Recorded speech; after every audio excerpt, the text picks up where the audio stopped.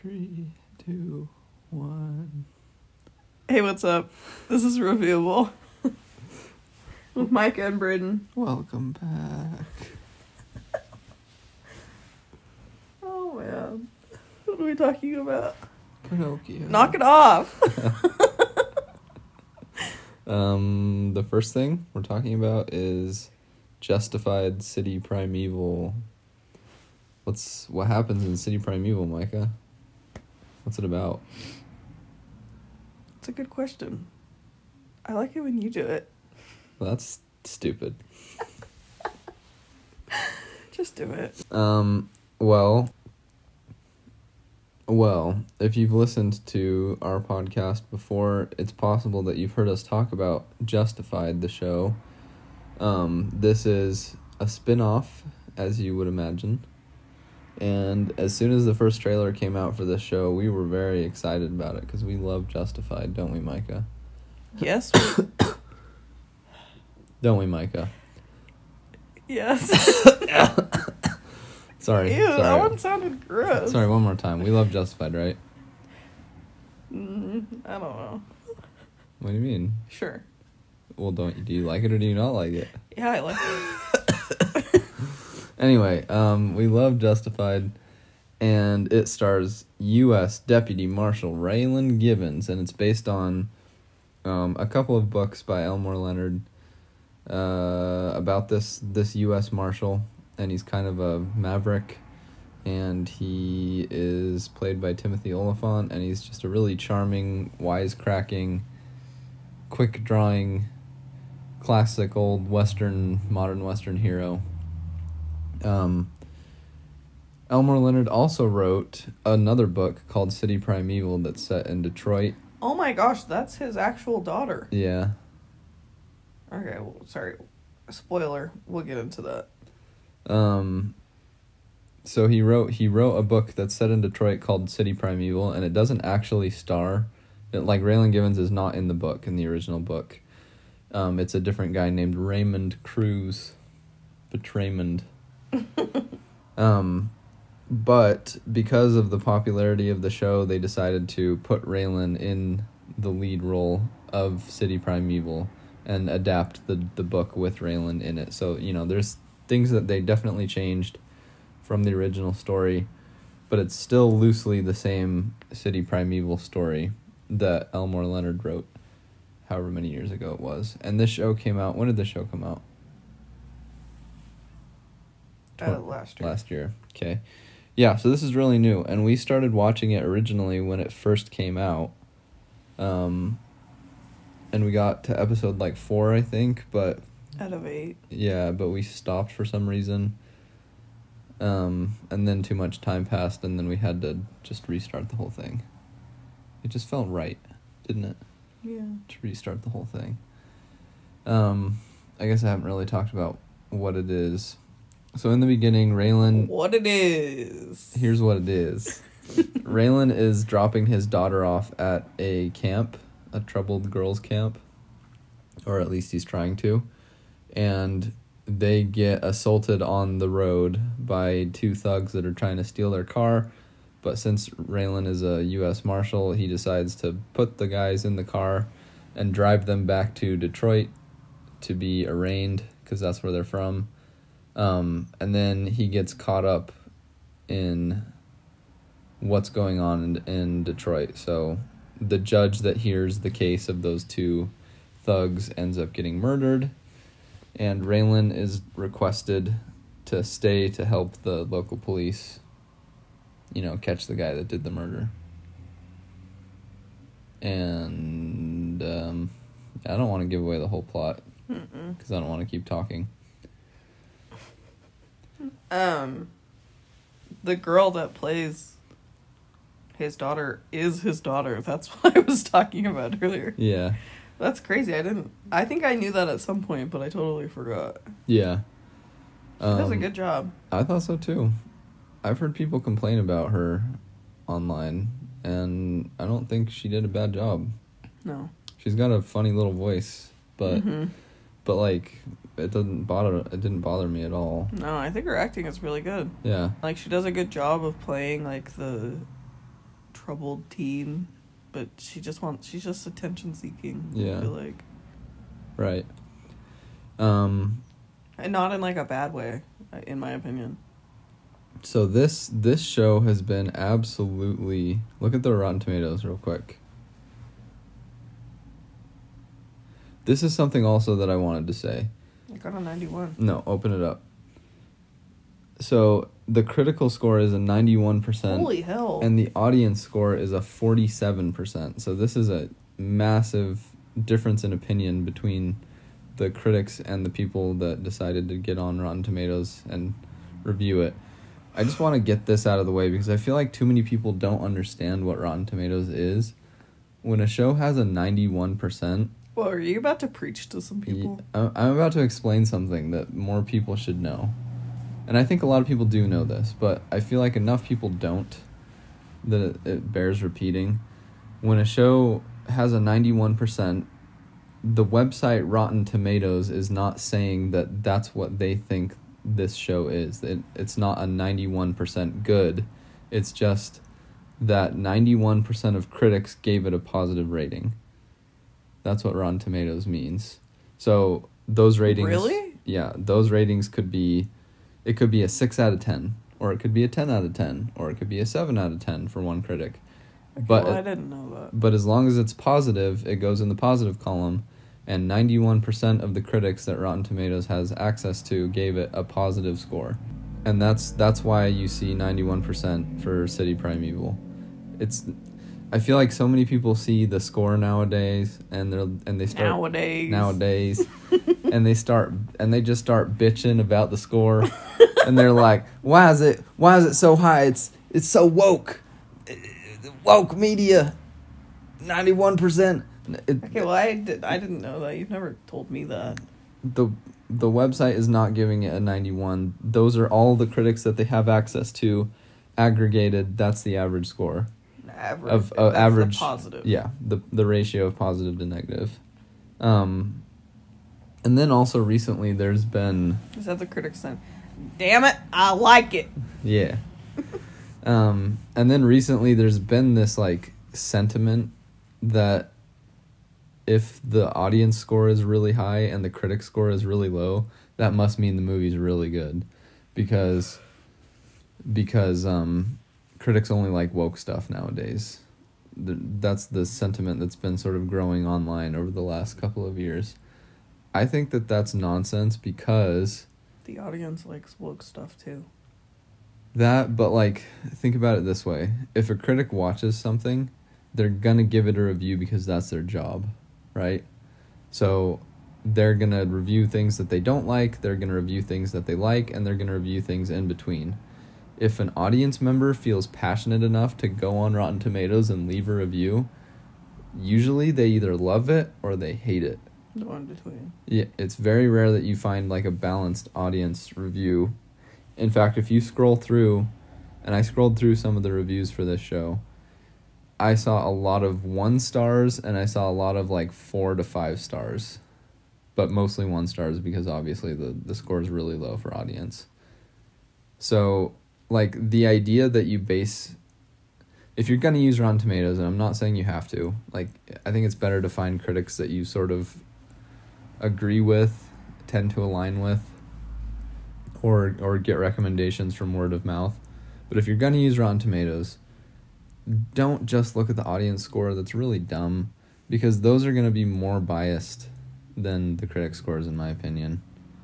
Because you've only got people that feel strongly getting on there to review something. How long is this rant gonna be? Well, I had to explain the thing, so that's why it took a while. But did we like this, Micah? Yes. Spoiler. We liked this. Yeah. Yeah. And we're talking about this yesterday. If you guys weren't there. We were driving. Yeah, I don't think they were. Oh, okay. So if you guys weren't there when we were talking about this, I'll, refresh everyone's memory. What were we talking about yesterday? Some of the reasons why people that didn't like this show.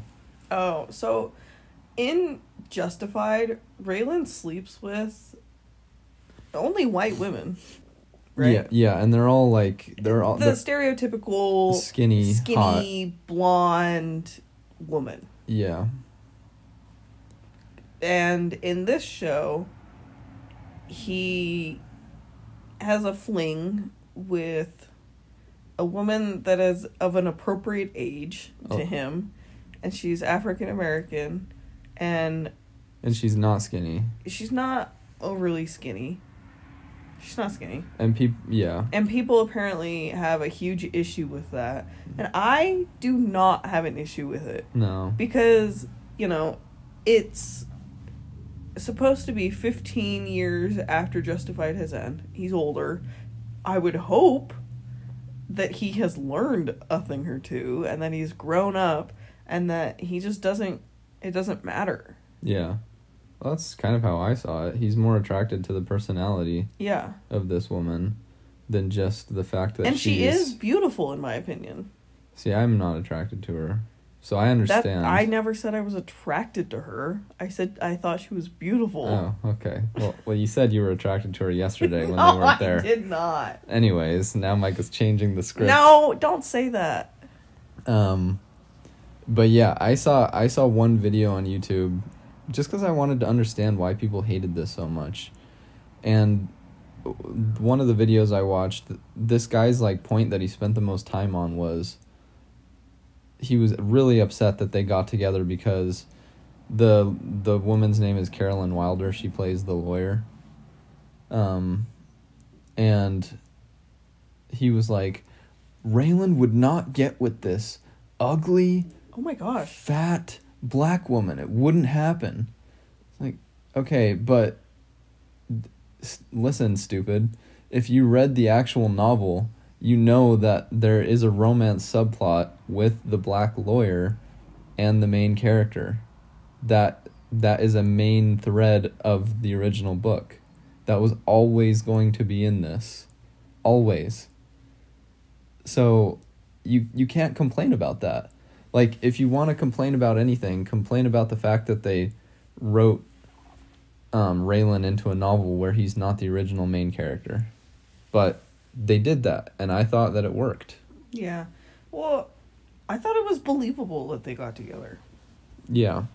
Except for the fact that she's the lawyer of this felon, and he's trying to arrest this felon. Yeah. I don't know that that's very believable. Why? It's just a huge conflict of interest. Yeah, but he's also not really testifying. He's actively involved in an investigation to try and arrest Clement. Yeah. We should probably talk about Clement, huh? Okay, so Clement Mansell is a psychopath. He's the villain of this show. He was convicted, or he got off. Yeah, he... Of a huge... a triple homicide, but they weren't able to make it stick, and so he walked. Basically, every time he does something bad, he gets caught, but they don't have enough to convict him, and he walks. And he's just a very dangerous, very unpredictable, charming sort of psychopath, played by Boyd Holbrook. He does a great job. Yeah. Who, for those of you that don't know, he's in Logan. He is the bad guy, the blonde dude with the glasses in Logan. He's in... What have you seen him in? Let me look up his... He was in that new one, the Vengeance, that movie that probably no one has seen. Oh, yeah. We watched that. He's in Narcos. Yeah, he's the white cop in Narcos. Oh, apparently he's in the new Indiana Jones. We never watched that. Oh, he's in The Sandman, that's right. He's the guy that's missing his eyes in The Sandman.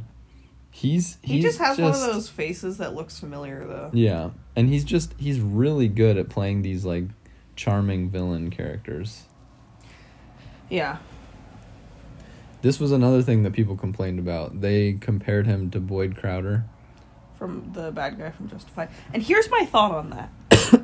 We had 5 or 6 seasons. Yeah. What was it? 5. 5 seasons of Justified. Yeah. That with, on the low end, 10 episodes each. That's on the low end.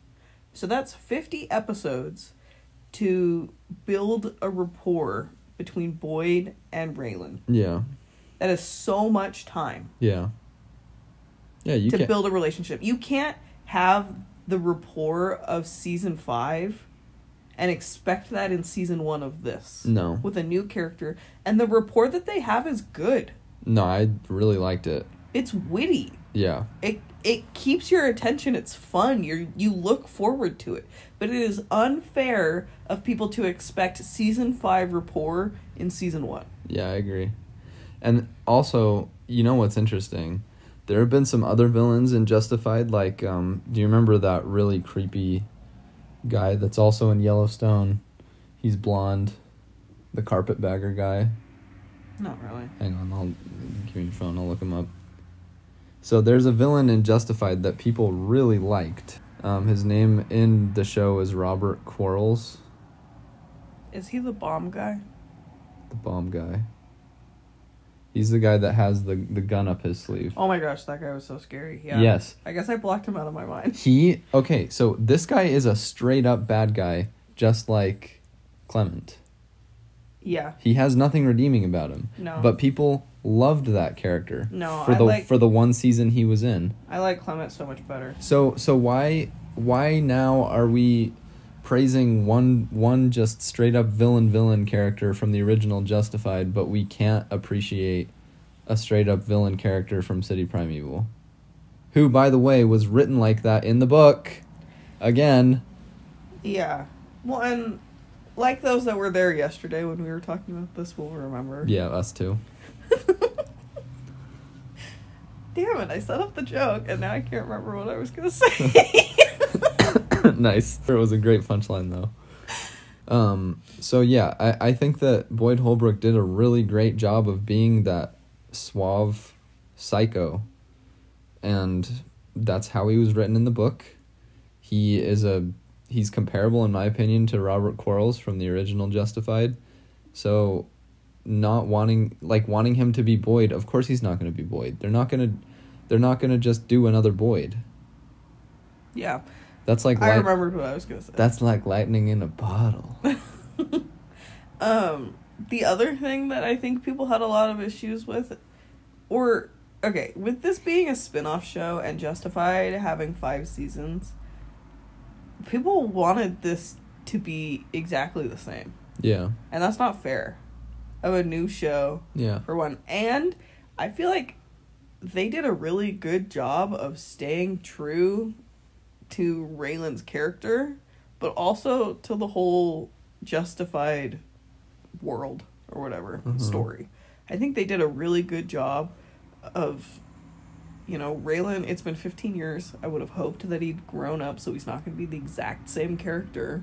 Yeah. But he's still Raylan. He still felt like Raylan to me. Yeah. Even though he wasn't shooting that was another thing people had a problem with.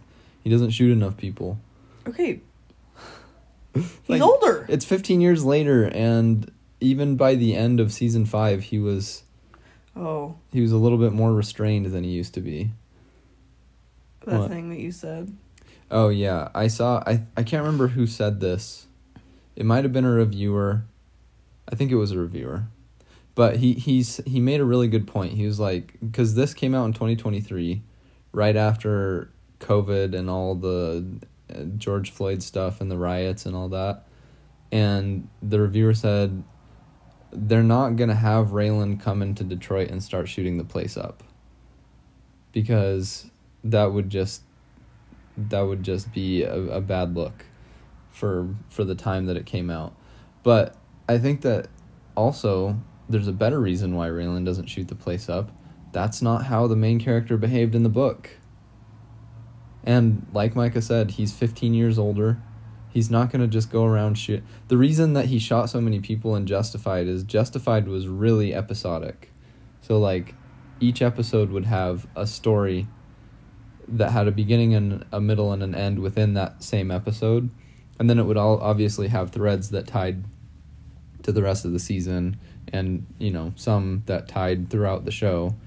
But, like, there needs to be a resolution to that episode in the episode. That's why you had so many standoffs and so many duels and so many gunfights in the first series. This series is based on one novel. So Raylan can't go around killing someone every single episode. That's not how the novel was written. I really like the whole mini-series concept. Yeah. If it's done right, it's perfect. Yeah. Like, a great amount of time. Yeah, I agree. You know, I think the, like, last season of Stranger Things, where every episode was, like, an hour and a half, that was too long. But, like, 45 minutes to an hour-long episodes... is perfect. And, like, 10 episodes in a miniseries is great. Yeah. Well, I've been loving the way the FX does their shows. It's like a half hour. And you're... But these were long. You're in and out of there. This was a little longer. Yeah, these were like 40 minutes, 45 minutes. Yeah. This is FX also, by the way. What else? There was something else on the tip of my brain. Okay, I think that the acting on the show is good. Yeah, it is. Everybody does a great job. It's written well. Oh. The location change is fine. It doesn't need to happen in Harlan County, Kentucky. Again, the book is set in Detroit. Right, but why... If you want another Justified, just restart the show. And it's okay that it takes place in a different place. Yeah. Plus, do you really want them to change the way that the story in Kentucky ended? No. Yeah. There's still a lot of that, like, banjo bluegrass playing. I always like it when they do that in Justified. Mm-hmm. Like when he's driving somewhere, it's like I'm like, yeah, this is Justified. People also were complaining about Raylan not being as witty. Just like the writing not being as witty. Here's the thing, guys. If you've seen Justified but you haven't seen or read any Elmore Leonard stuff, you need to go and read Elmore Leonard, and you need to go and watch other stuff based on Elmore Leonard, because this feels like Elmore Leonard. It may not feel completely like the original Justified for the reasons that we've talked about, but this is very much within universe, in my opinion. It felt right. Like, the characters were still vibrant. They were still... Like, Clement and Raylan still bounce off of each other. Not quite like Boyd and But again, it's Raylan season 1. Yeah, that. And also, Raylan doesn't have the same history that he had with Boyd. Like, obviously, being friends when they were kids and all that. Yeah, so it would be cheap if it was the exact same sort of chemistry. But I still think the chemistry really worked. And the scene where they're in the bar, sitting across from each other, is so good. At the end? Yeah. Yeah. Well, and that, I don't want to spoil that, but that moment, it's been 15 years. It was a huge tease, and I was okay with it being a tease. That moment. Yeah. I was totally okay with the way that it ended. It was intense. Yeah. I was, like, on the edge of my seat. Because I knew how the book ended, and I was like, but, like, Raylan's in it, so they could change the way the book ended. I don't know what's going to happen in this scene. It was really good. Yeah. Parents Guide? Parents Guide. It's violent. Not, at times. It's not super violent, but there is violence. There's swearing in it. Not a ton, but there is. And there is some sex right at the beginning. Yeah. Oh, and... Near the end. Yeah. I guess we can rate it. Let's just rate it, see if anything comes to us. What would you give it?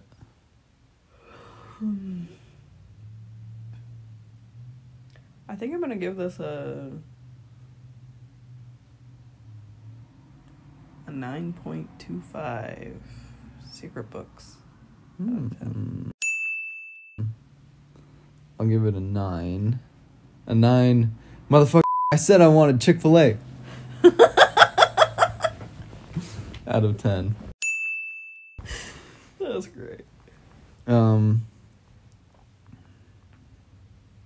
was I going to say? There are some... Is it spoilers or yeah, no? I guess spoiler time now. There are some special effects that happen that didn't look that great. Like what? Like some explosions. That, like, kind of just looked fake. Well, I'm confused. So was that cop in the book? Which cop? The woman? The woman. Yeah, she was. I didn't think she was that great of an actress. I did not really believe her She's in a lot character. of other stuff. I like her. I think she's alright. Or her character wasn't well written in this one. Because there were times where, you know, Timothy Olyphant, that sting that they tried to do at the park, and Clement gets away, and Raylan's standing there, and he wants to go after him, and she's like, we can't do it. We can't do it. What do you want to do? You want to go get him? Okay, we'll go get him. It's like, okay, but you... It was just so back and forth and just so pick-me, I felt like. That was another thing people complained about, is like lack of depth for some of the side characters. I kind of agree with that one. Yeah, but I think the side characters that needed depth got depth. Yeah. So Sweetie was very much fleshed out. I liked him a lot, and Carolyn was fleshed out. And this is another thing about Carolyn. This is the lawyer again, the love interest. The video I saw, the guy like put up on the screen all of the women that Raylan got with, and sort of insinuated that they were more interesting than Carolyn. And I was like looking at them, and I was like, yeah, there's one character on this screen that's more interesting than Carolyn. But not even Winona is as interesting. No. Winona was infuriating. His ex-wife. I hated that character by the end of Justified. Yeah. And if you liked her just because she was hot, that's stupid. Well, so shallow. That's a really stupid reason to think she's a better character. Carolyn was written in an interesting way. Oh, another thing that this guy complained about. They were complaining. So there's a lot of people think that this spin-off is really woke. I don't really think it is. I don't think so either. I understand the whole people having reservations about shows being woke, because it seems like at a certain point a couple of years ago that a lot of shows and movies started having very similar messages and like agendas that they were starting to push. So I understand why people are wary of it. I don't think that this is an example of it being that way. Like, they make a couple cracks about Raylan being white, but like that made sense to me. That's very realistic. Yeah, given where they were and who he is surrounded by. Yeah. But like, and this guy said that in the show they were calling Raylan a racist. What? Yeah, because he like threatens to put the guy in the trunk. This is the only scene that I remember where they insinuate that Raylan could be in trouble for the way he treated a black person. But like, it's sort of played off as like a misunderstanding in the scene, because the guy that Raylan picks up on the side of the road and he's driving back to Detroit is threatening Raylan, and he's like, if you don't knock it off, I'm going to put you in the trunk of the car and finish the drive. And Raylan has done that in the show, in the previous show. That's just who he is. He's not going to take any shit from the people that he's transporting. And then in the court case, the lawyer uses that to discredit Raylan. The fact that he threatened to put a black man in the trunk of the car. Tell me how that's unrealistic. Tell me why a lawyer wouldn't try to play that card to win the case. And then it's not talked about again. So I don't think anyone in this show actually thinks that Raylan is racist. None of the characters. Well, and especially like Carolyn, the lawyer, the way that she was written. If he was, I don't think she would have gotten with him. And she would have called him out on it. Yeah. Yeah. The way that she was written, you know. So I disagree with the idea that the writers made Raylan into a racist. No. Or trying to get you to think that he is. I never thought that he was. No. That's nonsense in my opinion. And like they don't play that card very often. It's really just that one scene that I can remember in terms of like Raylan and racism, right? Yeah. But yeah, this is a good show. Let's move on then. Okay, what did you... I go? Yeah. Cargo Road? Yeah. Cargo Space? Mm-mm. Okay. Well, I watched Atlanta season 2. It's been a while. Did you already talk about that one? No. Are you sure? Yeah. This is a weird show, dude. Very weird show. Very surreal. And this season is called Robin season. I was a little bit confused because I was like robbing? Yeah, but without the G. Yeah. It didn't say season 2 on on the title card. It just said Robin season. And I was like, I think this is it. This is the second one on the list. So I clicked on it. And yeah, it is season 2. I don't really know how to describe this show. It's Ern and Paperboy and Darius and Van and sort of their journey of changing as people. But like the stories feel so different from the previous episode and almost like just so weird and disjointed that it's hard for me to figure out what it's trying to actually tell me. But it's still really entertaining and really funny and at times like kind of scary. It's really hard to describe. One thing that I did take away from this season though is Darius is one of my favorite characters in recent TV. He's just so funny. Just random. He's random and wacky, but he's also like a very good-hearted and like zen person, and I love every single minute that I get to spend with Darius. He's hilarious. There's an episode where Darius is trying to pick up a piano and it turns into like a serial killer sort of horror episode. What? It's very, very strange. But also like the way everything is shot, the way everything is edited, the way everything is directed is really high quality in this show.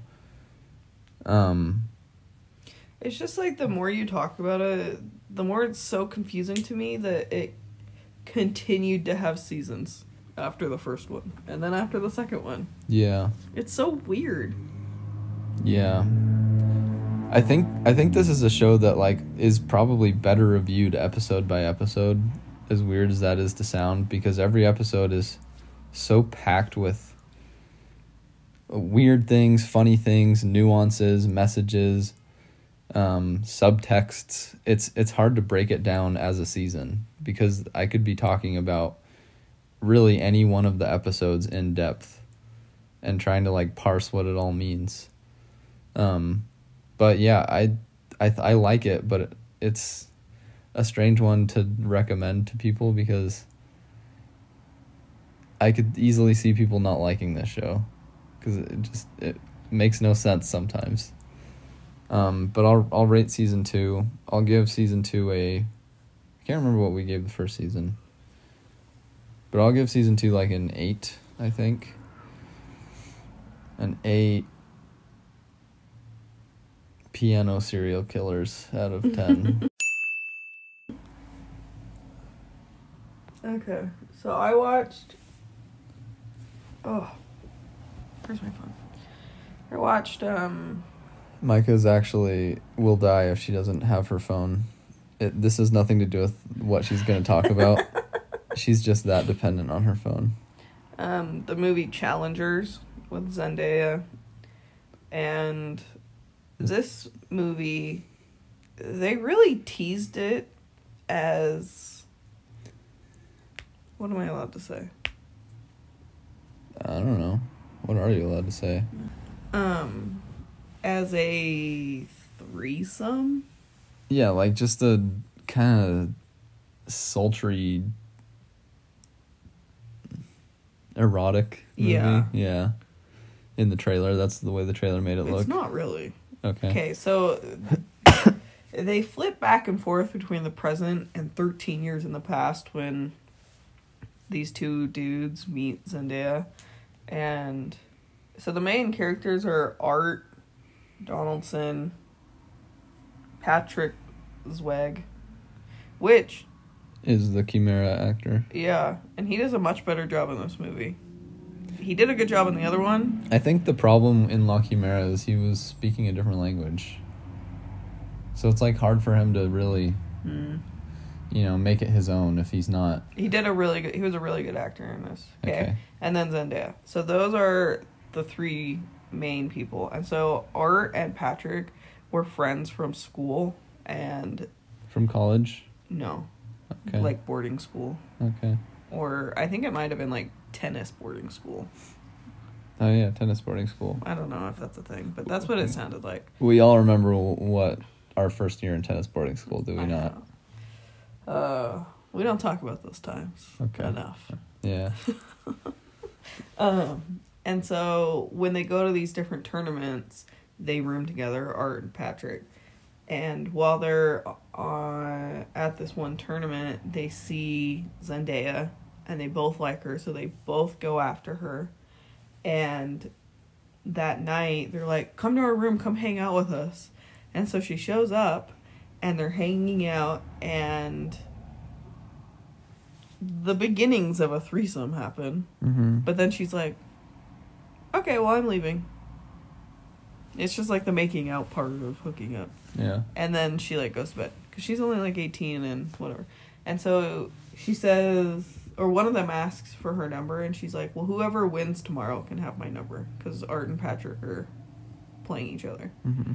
And so Patrick ends up winning, and Art and Zendaya are going to Stanford in the fall. And so Art and Zendaya are friends while she's dating Patrick and all this. And then it keeps cutting to now where Art and Zendaya are married and have a kid, and her tennis career is over, and she is like his coach slash manager, and he's on tour and all of that.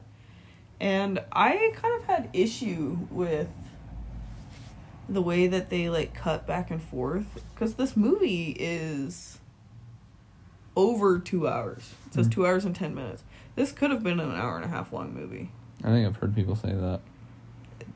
There was a lot of filler, and then like especially like the end of the movie was too long, because at the end of the movie, so in the current time, Art has not been playing super well. He's won a bunch of opens, but he hasn't won the U.S. Open, I think is what it is.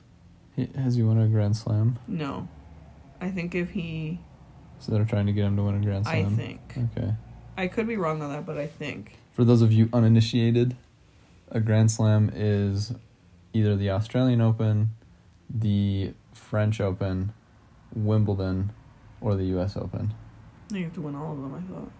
No, just one of those is a Grand Slam. No. Yeah. 4. What? Yeah. Yeah, that wouldn't make sense that it was just one. Well, what are those tournaments called? That's what they're called. The U.S. Open. Oh, the majors. That's right.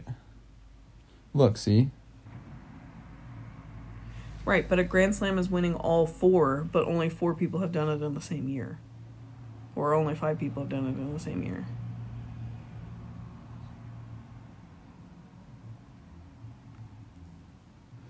There's no way that Novak Djokovic has won all 4 24 times. That's just not possible. Okay. No, I think what's happening is he got a Grand Slam, which is 4, and then he continued to win, and they just added it on. This is why it's confusing, because they call these tournaments Grand Slam tournaments because they are part of the Grand Slam. Right, and this says Novak Djokovic has won an all-time record of 24 Grand Slam men's singles titles. Okay. So they're calling it a Grand Slam even though it's not the Grand Slam of him winning all 4. So they use both. Okay. But I was right. Yeah, but I was also. But I was more right. I don't know, because... The top thing told me I was right. Because if you look up Grand Slam, how many Grand Slams has Djokovic won? It'll tell you 24. But it's talking about Grand Slam tournaments that are part of it. Oh, yeah, that's weird. Anyway. Okay, anyways. Art is trying to prepare for the U.S. Open, I think is what it is. And he hasn't been playing very well, and so to prepare for the Open, he goes to this Challenger tournament, which is just like a lesser tournament, it sounds like. There's not really any big names there, just to kind of get his confidence back. Yeah. And Patrick is there.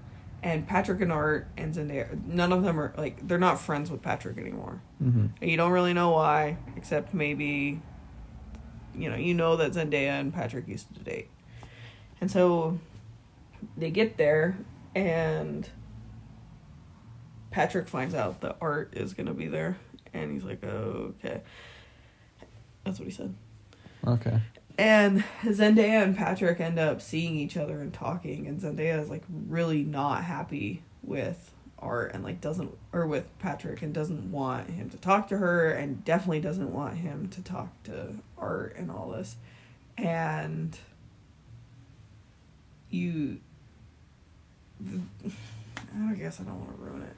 I just feel like this movie was too long. The story was not that long. The characters are fine, but it was just stupid to have these really good friends. It was just stupid.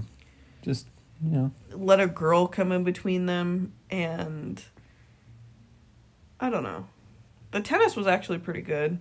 I watched a video before this of Zendaya, because Zendaya was a dancer growing up and all that. And of her playing right next to a tennis player and just following every move, and she just used it as like choreography, basically. The way that this tennis player, so like she looked good playing, all the tennis looked fun. There were like at the end like some really artsy shots that were kind of annoying, where like they used the camera as like the tennis ball. It was kind of annoying. I don't like that. No. I wish... Should we do another little rant right here? The whole episode has been a rant. No, it wasn't. Yes, it was. No, it wasn't. Not Atlanta. I just wish in sports movies they would show the play happening as if you were watching it on TV or in the stadium. But they can't do that because they have to have the stand-in tennis players do that. And then you can't see their faces and stuff. Yeah, but, if you want to make the actual act of the sport a major component of your movie... I'm just saying I think it would be hard. I'm just saying, if you want to make it a part of your movie, put in the time to make it look good. Otherwise, that's gonna disillusion fans of the sport that are watching your movie. Well, and it was just kind of annoying because at the end of the movie, it got really artsy and had, like, this techno music playing, and, like, everything was in slow-mo, and... There was this one shot that I thought was actually kind of cool where Art is getting ready to serve, and the camera is underneath the court, basically. So you can see the end line, you can see his foot, and you can see him bouncing the ball. Is he, like, upside down? Yeah. That one shot was fine, but it was like the whole movie hadn't been shot super artsy like that. And then the last match of the game, they did that. Yeah. Which was kind of annoying. And Zendaya's character, not that good. What do you mean, like not a good person? Yeah. Okay. I'm going to rate this, and then I have some spoilers. Okay. I think I'm going to rate this like a 7.5 broken legs. Okay. On the court. Okay, so spoilers. So, Zendaya sleeps with Patrick. During her marriage. Yep. Like, right before the tournament. Or right before, they're... Because, the tournament plays through, and that Art and Patrick are going to play each other at the finals of this tournament. The night before the finals, Zendaya sleeps with Patrick and then asks him to lose the match. Okay. Because Art needs, quote unquote, the confidence of beating him to go to the US Open. And he's like, that is the worst thing you can probably ever do to your husband, is ask me to lose this match. And just shady and all of that. Yeah. And so then the game happens, and when Art and Patrick, 13 years ago, when they first met Zendaya, they were both trying to get with her at the same time, and Art and Patrick are talking right before they're about to play, like, a game. I think it was just, like, a for fun or, like, for practice game. And Art is like, did you sleep with her? Give me a signal if you slept with her. So they come up with this signal, and during the finals match in the current time, Patrick gives the signal.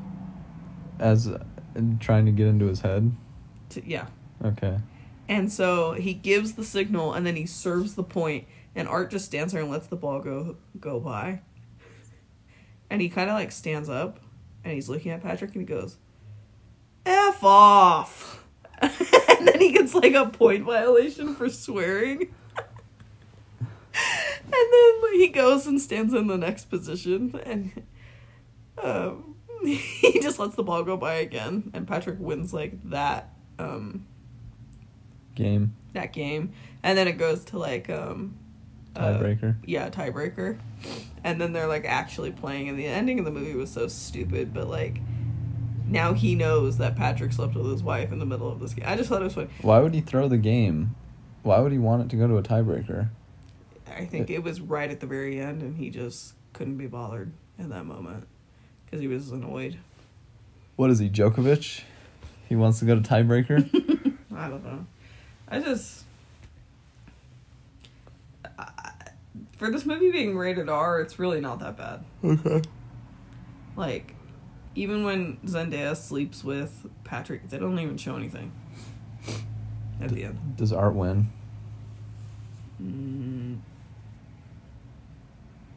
I think he was about to win. It was so stupid. He was about to win, and it was going to be, like, they're both, like, working their way towards the net, and the ball goes up super high for him to just slam it down, Art. Yeah. And he jumps up in the air. I swear it takes 5 minutes for him to jump up in the air and then to come back down. Yeah. Just so slow. And on his way down, he's landing over the net. Illegal for him to be touching the net, Yeah. And Patrick catches him, and that's how the movie ends. In, like, a hug. And they're hugging, and then the movie ends. Oh, so you don't actually get to see... Wait, no. So he would have won that point? Probably. Well, and that would have won him the match? I think. Well, we know there's at least one more point after that to play. Because you got to win by 2. I know, and that's what it also was, yeah.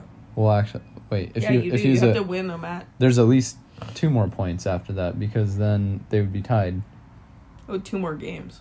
No, if it's a tiebreaker set, then you just... Oh. You play to 7, and then you have to win by 2. Oh, well, I don't know.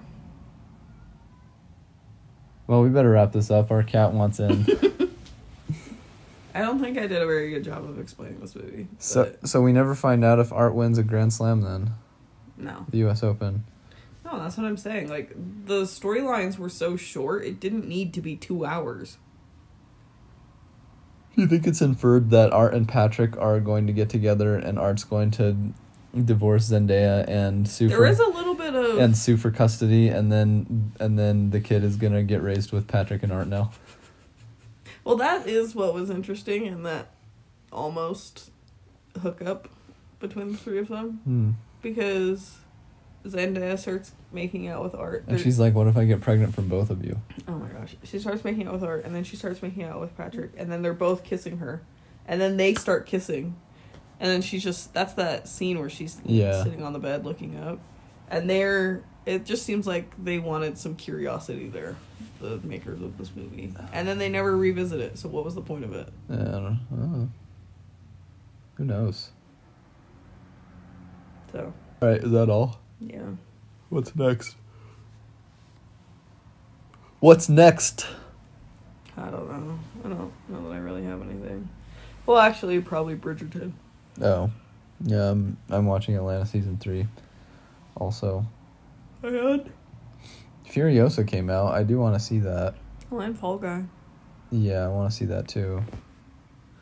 That was one of the John Wick guys is directing that movie. Oh, nice. Yeah. So it's a big old, stuntman extraordinaire. Anyway, thanks for tuning in, everybody. Bye.